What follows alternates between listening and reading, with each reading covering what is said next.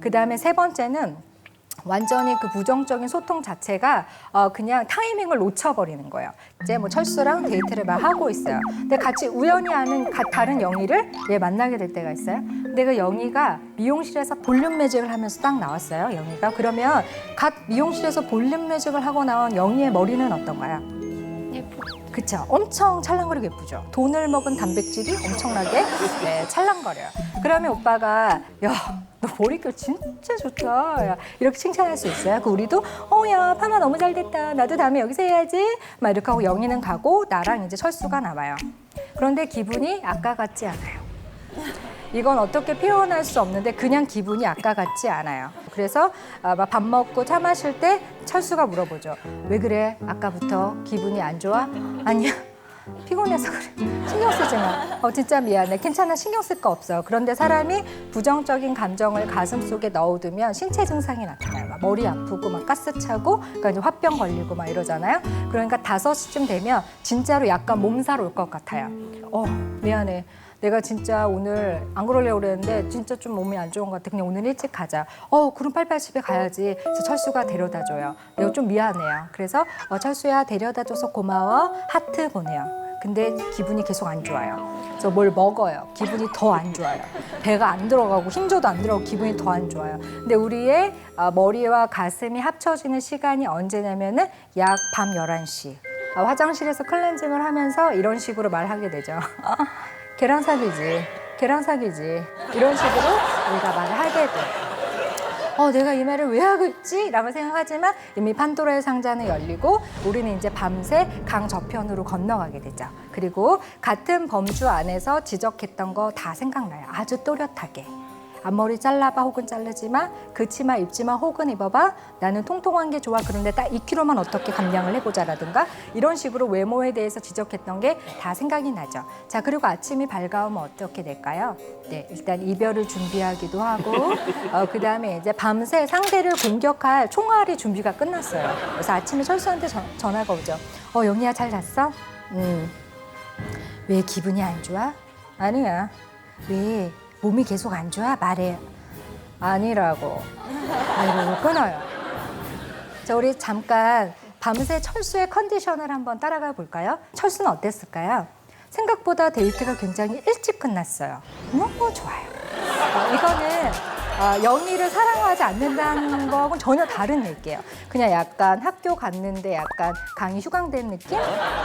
외근 나갔다가 바로 퇴근한 느낌? 뭐 이런 거랑 비슷해요. 그러니까 너무 영희를 사랑하지만 생각보다 데이트가 일찍 끝난 거는 또 굉장히 또 다른 인생의 어떤 희열이죠. 그래요? 족구도 하고 축구도 하고 게임도 하고 되게 즐겁게 보내서 그 어느 때보다도 긍정적 에너지가 충만한 상태예요. 그래서 전화를 했죠. 그런데 나 때문에 화가 나 있는 것 같아요. 본능적인 촉. 뭔가 나 때문인 것 같은 쎄한 느낌. 그래서 전화를 끊죠. 아주 잠깐 패닉에 빠져요. 뭐지? 카톡을 봐요. 카톡 마지막은 뭐죠? 사랑한대요. 마지막은 사랑하고 지금은 화가 나 있어요.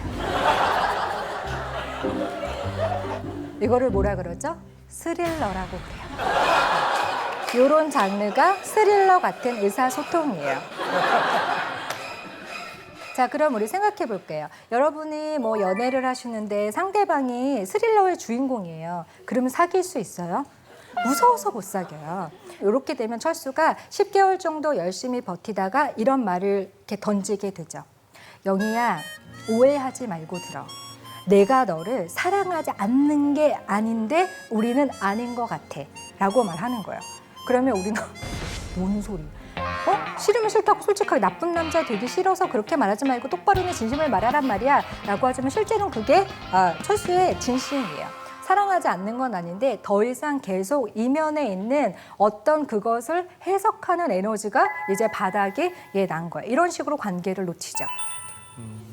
이런 식으로 관계를 놓치면 꼭 우리 옆에서 어떤 연애를 글로 배운 친구들이 이 상황을 굉장히 왜곡되게 받아들이도록 조장해요. 야, 그러니까 우리가 이대로 물러나도 되는 거야?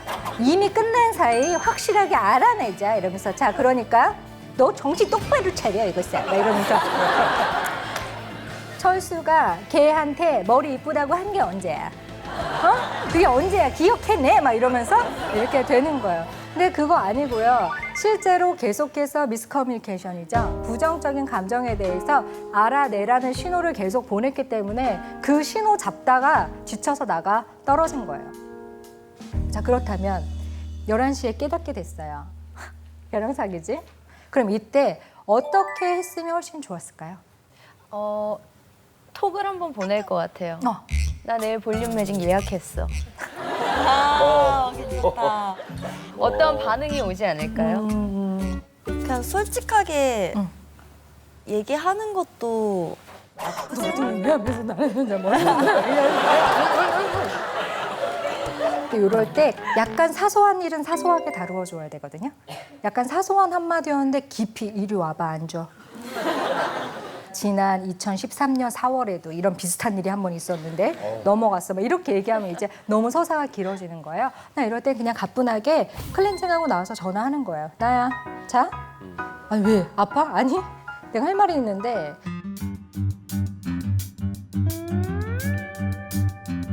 나도 머릿결이 되게 좋아.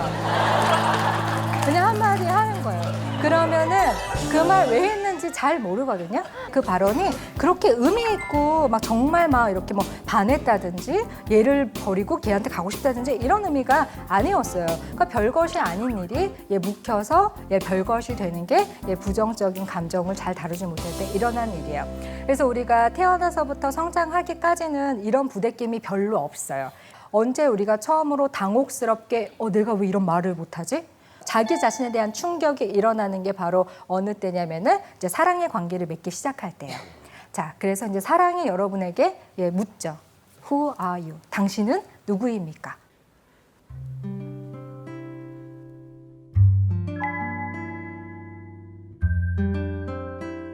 여러분의 첫 번째 연애 한번 떠올려 보실까요? 자, 첫 번째 연애 어떠셨어요? 굉장히 막 성공적이고, 뭐 굉장히 딱 드라마 같이 딱 됐고, 뭐 첫 번째 기념일은 정말 뭐 항상 그 이상이었고, 말하지 않아도 막 그 다 내 마음을 알아줬고, 뭐 이러셨나요? 첫 번째 연애 어떠셨어요? 우리 패널들 한번 대신 얘기해 저 보실까요? 같은 경우에는 부정적인 표현보다 오히려 긍정적인 표현을 적극적으로 하지 못해서 가슴앓이를 많이 했었던 것 같아요. 안아보고 싶고 손잡아보고 싶고 키스하고 싶고 이 얘기를 잘 못해가지고 뜸들이다가 오래 걸려서 오빠 같은 사람 보다 참았다 정말 이러면서 이제 떠나가셨군요. 가슴 아프셨겠어요. 우리 나르샤 씨는 어떠셨어요? 떠올려보고 싶은데 누가 첫사랑이었는지 누구랑 첫 연애였는지가 기억이 안 나서. 근데 다들 그러신 분들 있잖아요. 많잖아요. 그때는 얘가 첫사랑 같았는데 지나고 보면 걔가 첫사랑이었던 것 같고 이런 감정들이 계속 쌓이다가 이제 한 38 되다 보니까 누가 첫사랑이었는지도 잘 기억이 안 나요, 사실은. 이거 자체도 혼돈 중에 하나인 거죠, 그쵸? 저는 싸웠어요, 많이. 이해를 못했던 것 같아요. 쟤는 왜 저렇게 생각하지?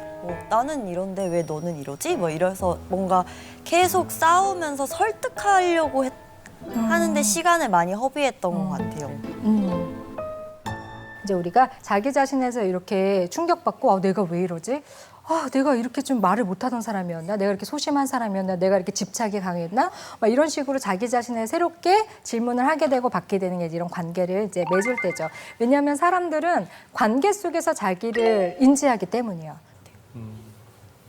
예를 들면 드라마 같은 데서 재벌들이 여자가 자기를 되게 막대하고 이러고 나면 나를 이렇게 대한 여자 처음이야 막 이러면서 어떤 다른 변형이 일어나잖아요.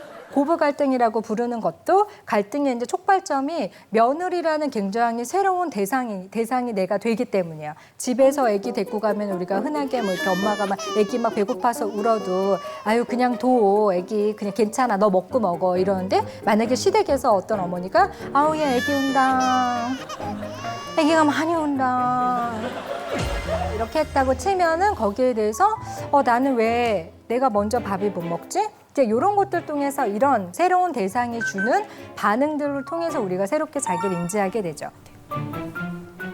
그러면 상중 혈수님을 당신은 누구입니까? 라고 물어보면 어떻게 답하실 수 있겠어요? 저는 어쩌다 얼음의 중심 철수고 아재 개그를 참 즐거워하고 그리고 배우를 하고 있는 현재 대한민국에 거주하고 있는 김상중입니다. 너무 좋은 게 하나 있었죠. 아재 개그를 즐거워한다. 중심철수다운 아주 엑설런트한 답변이 하나 있었어요. 근데 보통은 우리가 이렇게 물어보면은 이 어떤 이력을 얘기하죠. 근데 이제 사랑은 그런 거를 물어보지 않아요. 당신이 하는 일 중요하지 않고 당신의 스펙도 사랑에는 별로 도움이, 관계 맺는 거에는 도움이 되지 않아요. 우리가 사회적으로 써왔던 기능과 관계에서 쓰는 기능은 굉장히 다른 것들이라는 거죠. 그래서 좀 더 자신을 알아가는 이제 기능이 필요하게 되는데요. 이런 사례가 있었어요. 민희와 현수라는 사람의 사랑 얘기인데요. 민희하고 현수는 굉장히 그 얘기를 많이 하는 커플이었어요. 그런데 우리가 일반적인 관계에서 누가 되게 재밌는 얘기 해주고 웃긴 얘기 해주면은 누구 만났을 때 말하게 되잖아요. 야, 나 오늘 진짜 웃긴 얘기 들었잖아. 이런 거 막 얘기하잖아요. 그런데 민희가 자기가 자기 스스로를 관찰해 본 바 현수한테 들었던 재밌는 얘기를 그 누구한테도 하지 않는다는 걸 알게 됐어요. 그래서 내가 왜 이러지? 이러면서 민희가 자기 고민에 빠지게 됐어요. 근데 민희는 그때 되게 운 좋게 상담을 하게 됐어요. 그래서 저한테 약간 이런 특징들이 있는 것 같아요. 이런 얘기를 하게 됐는데 자기 자신에 대해서 알아갔던 한 가지 사건은 뭐였냐면 민희가 초등학생 때였어요. 초등학생 때 민희의 엄마는 시댁 식구와 함께 살았어요. 그런데 어느 날 그 시댁 식구들이 다 여행을 가고 혼자 있던 날이 있었어요. 엄마랑 민희가. 그러면 이제 이런 날은 친구를 불러야 되는 날이거든요. 그래서 이제 엄마가 친구들을 다 불렀어요. 그래서 친구들하고 막 얘기를 하면서 이제 이런 거 너무 힘들고 이런 거 너무 힘들고 이랬어요. 그랬더니 친구들이 뭐라 그랬냐면 야, 그래도 민희 있는데 이런 얘기 이렇게 다 해도 돼? 이렇게 말했어요. 그러니까 엄마가 뭐라 그랬냐면 걱정하지 마. 우리 민희는 너무너무 속이 꽉 차가지고 우리가 굳이 말 안 해도 할 말 안 할 말 다 분간해서 말 안전하는 애야. 이렇게 얘기했어요. 어렸을 때 그 순간 이렇게 누군가 해주는 말은 누구한테 전하면 안 되는 거구나 이런 생각으로 또 자기 검열에 딱 묶이게 된 거죠. 이게 이제 민희가 현수라는 사람과 연애를 하면서 알게 된 자기 자신의 숨겨져 있던 영역이죠. 이런 식으로 우리는 계속해서 자기의 창문들을 열어가고 지금까지 알지 못했던 자신을 알게 되면서 사랑의 관계를 맺어가게 되죠. 근데 이거는 되게 부대껴요. 하기가 되게 버거웠단 말이죠. 그러면 방치하게 되면 어떨까요? 됐어. 이렇게 하지 않을 거야. 그러면 첫 번째로는 굉장히 피상적인 관계를 맺게 되겠죠. 뭐 그냥 좋은 게 좋은 거지 뭐 인생 뭐 있어. 그래서 관계를 깊게 들어가지 않는 거예요. 야, 피곤한 얘기를 하지 말자. 야, 뭐 좋은 얘기라고 그런 거를 해. 그냥 야, 우리 만났을 때는 즐겁게 먹고 좋게 지내다가 그냥 안 맞으면 쿨하게 그냥 또 갈 길 가고 이러면서 가자. 이렇게 약간 피상적으로 관계를 맺게 되는 거예요. 두 번째는 자기 연민에 빠져요. 내 말을 알아듣는 사람이 없어. 있잖아, 나는 한국 사람하고는 안 맞아. 내 짝은 한국에 없고 난 이태원 가야 마음이 편하다. 막 이렇게 하면서 자기 연민에 되게 빠지는 거예요. 그다음에 이제 고립이죠. 그냥 혼자 살겠어. 사랑 따위 너무 귀찮아. 너무 골치 아파. 관계를 맺지 않을 거야. 그냥 아예 그냥 다 싹을 다 잘라버리는 거예요. 아무것도 관계 맺지 않고 그냥 혼자서 다 하는 거죠. 그러면 이제 폭발하는 거예요. 야, 내가 지금 이 일 하나 때문에 그러는 줄 알아? 막 이러면서 막 창고 대방출하는 것처럼 얘기하는 분들 있죠? 이런 식으로 얘기하는 거예요. 그 다음에 이제 관계를 완전히 파괴해버리죠. 가버려. 나도 원래 가고 싶었는데 참고 있어서 가버려. 막 이렇게 하면서 가라고 하는 거예요. 이렇게 계속 방치하게 되면 이제 질병에 걸려요.